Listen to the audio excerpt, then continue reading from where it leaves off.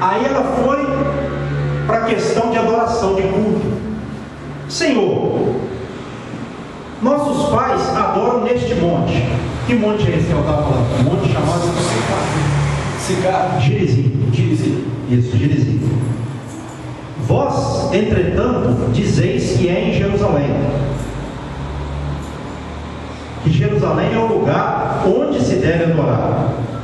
Aí Jesus respondeu para ela: mulher, podes crer-me que a hora vem, quando nem neste monte, nem em Jerusalém adorareis o Pai. Vós, verso 22, adorais o que não conheceis, nós adoramos o que conhecemos, porque a salvação vem dos judeus. Vamos parar aqui um pouco. Por que Jesus falou isso para ela? Olha, vocês adoram o que não conhecem, porque os samaritanos, eles achavam que Abraão havia ido ao monte Gerizim para sacrificar Isaac, de acordo com a tradição dos samaritanos. Mas isso não é verdade, porque o monte em que Abraão subiu para sacrificar Isaac era o monte Moriá, que ficava em Jerusalém, onde o templo de Salomão foi construído. Então eles não sabiam nem o que eles adoravam. Por isso que Jesus disse isso. Isso que é importante conhecer a Bíblia. Ele disse isso aqui para ela, verso 22 de novo: vós adorais o que não conheceis. Eles adoravam achando que era uma coisa, mas era outra, né? Nós adoramos o que conhecemos. Judeus, ele falando dele que era judeu, porque a salvação vem dos judeus. Ou seja, Jesus Cristo era judeu, o Salvador veio dos judeus, e especificamente da tribo de Judá. Por isso que ele é chamado de leão da tribo de Judá. Ele disse isso para ela. Porém, aí ele vai além e fala uma coisa mais importante ainda, que é o foco para nós. Verso 24 de João 4: mas vem a hora, e já chegou, em que os verdadeiros adoradores adorarão o Pai em espírito e em verdade, porque são estes que o Pai procura para seus adoradores. Verso 20, eu li o 23, melhor dizendo, agora o 24.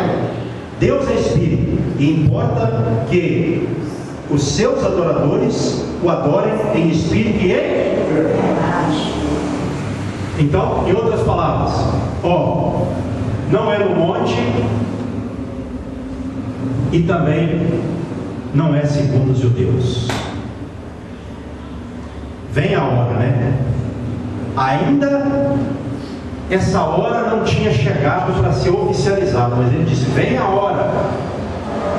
E já estava ali se dando esse momento com ele, porque ele veio para anunciar o reino do Pai, de Deus. Então, meus irmãos, a adoração que Deus recebe, por isso que eu falei no princípio tudo aqui, a única adoração que Deus recebe é em espírito e em verdade. Glória a Deus. Por isso que eu disse no princípio tudo: não se pode adorar a Deus na carne, tem que adorar a Deus em espírito, porque Deus é espírito. Glória a Deus. Então não se pode adorar um ser espiritual na carne, tem que adorar em espírito. E a Bíblia fala que o Espírito Santo testifica com o nosso espírito que somos filhos de Deus. E em verdade, porque a única adoração que Deus recebe é essa. Ela tem que ser uma verdade, não apenas de palavras. Tem que ser um amor à verdade, não apenas de palavras, mas também de conduta sincera e verdadeira. Então eu não posso adorar a Deus só com as minhas palavras, tem que ser também com a conduta sincera. A pessoa tem que ter sinceridade para adorar. Deus vai receber qualquer adoração. O texto aqui é claro: Deus não vai receber uma adoração dada a Ele em parte, uma adoração que a pessoa adora a Deus em parte, ou às vezes ela nem sabe que realmente está adorando ou como adorar. Ele não vai receber. Por isso que ele disse para essa mulher isso. Essa é a adoração. Senhor, onde é? É no monte Gerizim, como os samaritanos adoram? Onde onde tinha lá o templo dos samaritanos, né? Ou é em Jerusalém, onde está o templo dos judeus? Vou acrescentar com as minhas palavras, né? Não é lá nem cá, é em espírito e em verdade. Glória a Deus, aleluia. Quantas pessoas hoje se preocupam com o lugar, né? É uma outra preocupação errada. Eu quero ir lá para Israel. Não tem problema nenhuma pessoa querer ir para Israel, Jerusalém, conhecer uma coisa e outra. Esse não é o problema. O problema é a pessoa querer ir lá para adorar a Deus. Não. A adoração que Deus recebe não é em Jerusalém, não é no Brasil, não é nos Estados Unidos, não é em nenhum outro país e lugar. É em espírito, é com o coração quebrantado que se adora o Senhor. É com essa verdade, é com essa sinceridade. Por isso que esse versículo 23 e também o versículo 24, esses dois versículos aqui, é a revelação. Ela não sabia, ela era uma mulher atribulada, ela era uma mulher que pensava assim na cabeça dela: que vida que eu estou levando, quantos maridos eu já tive, e ainda vivo no meio de um povo misto, de um povo que fala que a adoração verdadeira é no Monte Gerizim, o povo que sobe lá para o templo dos samaritanos para adorar a Deus, e os judeus falam que é em Jerusalém, e eles falam também que virá um profeta. Ela ficava no instante dela, porque ela sabia que viria um profeta. Olha só o que diz aqui, ó. Olha só o versículo 25. Eu sei, respondeu a mulher, que há de vir o Messias, chamado Cristo. Quando ele vier, nos anunciará todas as coisas. Então ela sabia disso, né? Glória a Deus. Eles falam por aí: eu sei que virá o Messias, e quando ele vier, ele nos anunciará todas as coisas. Aí Jesus responde para ela: eu sou, eu que falo contigo. Imagina bem nessa hora, hein? Eu sou, eu que falo contigo. Primeiro, ela viu que ele era um profeta. E Jesus era profeta? Era. E depois ela estava ali, ela viu isso, né? Depois da declaração dele, que ela estava diante do Messias prometido, o Cristo Salvador do mundo. Quando ele vier, nos anunciará todas as coisas, ela disse. Porque Jesus, ele anuncia toda a verdade. Hoje por meio dos seus servos, né, que pregam a palavra, mas quando ele veio, ele anunciou todas as coisas, toda a verdade que o mundo precisava de saber. O mundo estava gemendo quando Cristo veio.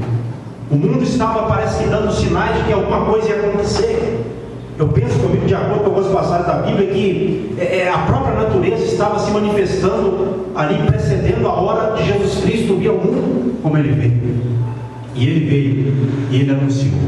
E hoje, irmãos, nós temos tudo que Jesus anunciou para nós, né? Eu vou falar tudo, porque tudo eu creio que ninguém tem. Mas nós temos tudo que está registrado na Bíblia para nós, para a nossa vida, para nós termos a nossa sede realmente sempre saciada, né? Porque quando ele fala assim, ó, aquele que beber da água que eu lhe der, nunca mais terá sede. Então isso não quer dizer que a pessoa não passaria aflições, angústias. Ele não disse isso. Ele disse que ele resolveria uma sede interna, que é a sede da humanidade, um problema interno. Ou seja, hoje nós temos problemas, mesmo com a água viva, nós temos problemas, mas como nós temos a água viva dentro de nós, os problemas às vezes eles vêm como fogo para a nossa vida, para nos provar, para nos testar, porque fogo na Bíblia também é uma figura para a provação. Então às vezes o fogo vem para nos testar, e quando ele vem, a água viva aplaca o fogo da tribulação, da perseguição, da tentação, porque assim que o Senhor faz com a nossa vida. E é o que ele ia fazer na vida dessa mulher aqui também. E é o que ele ia fazer na vida dessa mulher, porque ela estava ali precisando de algo que nem ela mesma sabia, mas ele era a verdadeira sabedoria diante dela, que revelaria a ela tudo o que ela precisava de ouvir. A Bíblia fala, irmãos, que nesse meio tempo os discípulos, eles haviam ido comprar alimentos para Jesus. E eles chegam depois que Jesus se revela a ela, né? Eu sou, eu que falo contigo. Neste ponto, verso 27, chegaram os seus discípulos e se admiravam de que estivesse falando com uma mulher. Todavia, nenhum lhe disse: que perguntas? Ou, por que falas com ela? Quer dizer, eles ficaram assim, né? Eles pensaram: poxa, o mestre judeu já não tem, assim, já não se dá bem com o samaritano. Ainda mais para a época, um homem falando com uma mulher samaritana era uma coisa muito fora do normal. Então eles ficaram naquela, né? Mas não falaram nada, tem medo de falar, né? Se era o mestre, ele sabe o que ele está fazendo, né?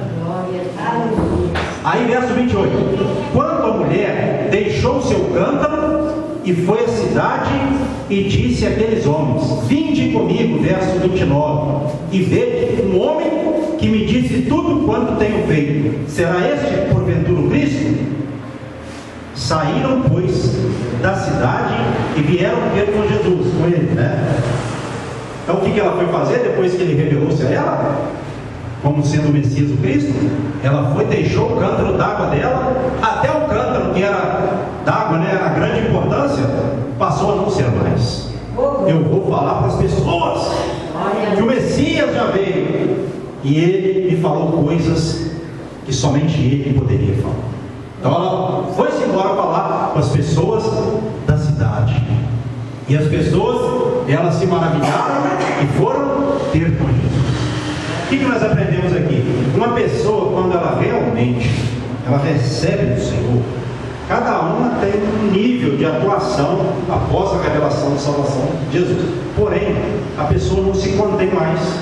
Ela vai sempre procurar falar para as outras pessoas também, porque ela sabe que a sede dela foi saciada e ela quer que a sede das pessoas também seja saciada.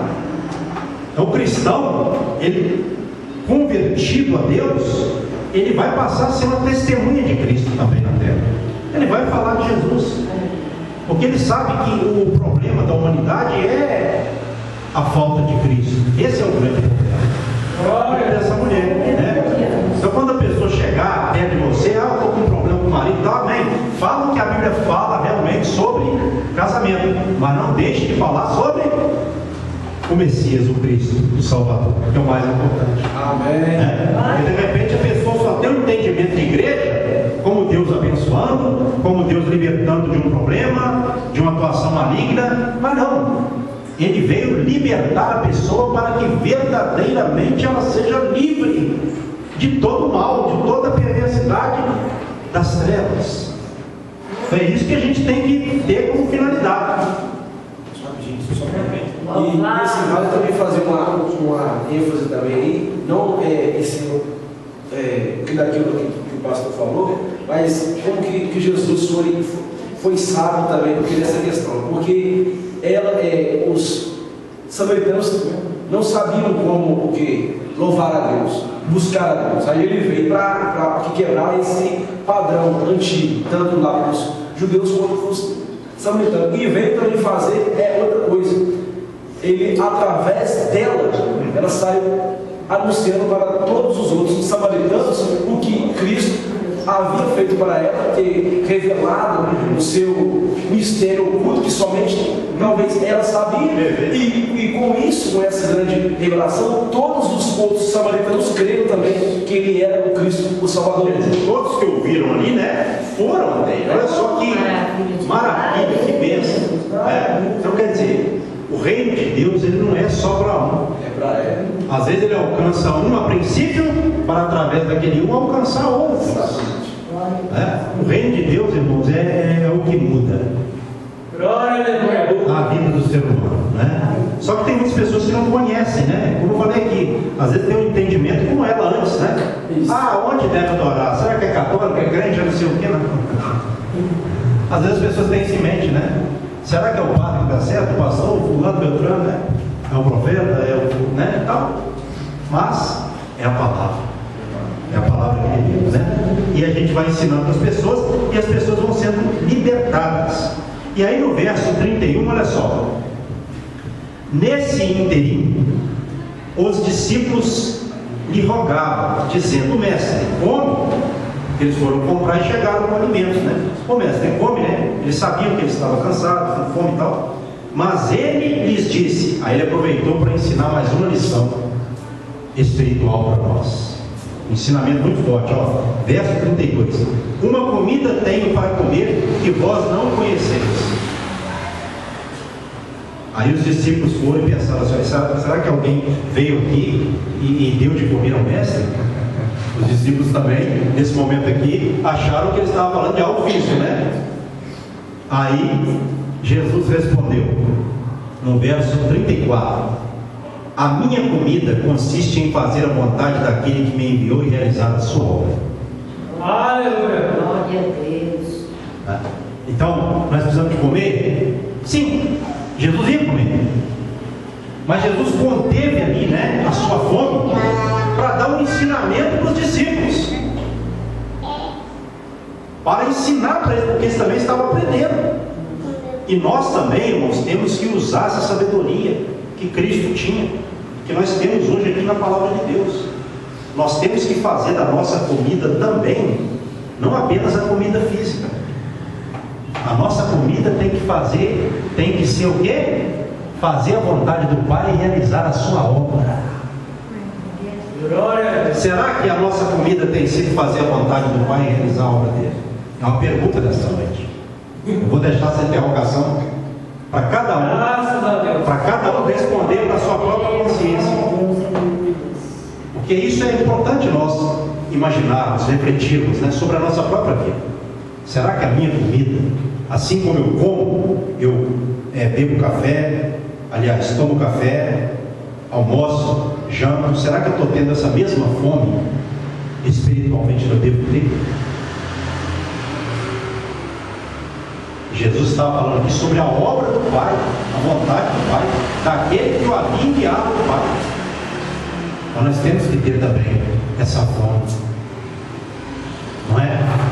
Como ele disse aqui, a minha comida, temos que ter essa fome e nos alimentarmos dessa comida. Qual? Fazer a vontade do Pai. Glória a Deus. Porque Jesus ele veio para fazer a vontade do Pai e fez do princípio ao fim. Graças a Deus. Então ele deu esse ensinamento para os discípulos.